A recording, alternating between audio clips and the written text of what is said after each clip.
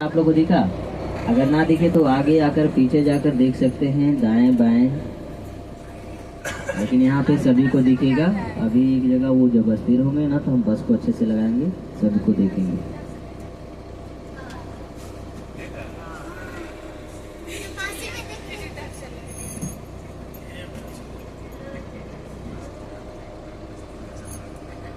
एक भालू बाउंड्री के साइड में है, ये नहीं बाहर वाले को देखना है, अंदर वाले को दिख ही रहा है, बाहर में देखिए खड़ा है ना?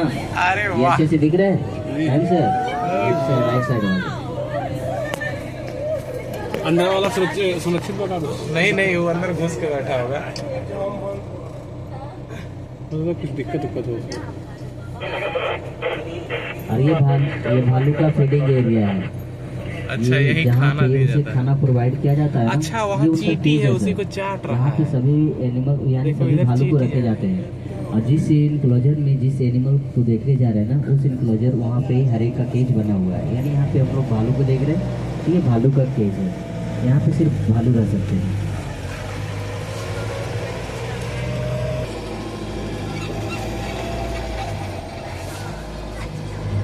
पता है इनका क्या नाम है? इनका नाम सन्नी है।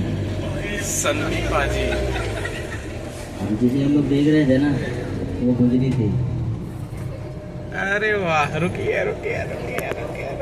अरे वाह भाई, वाह।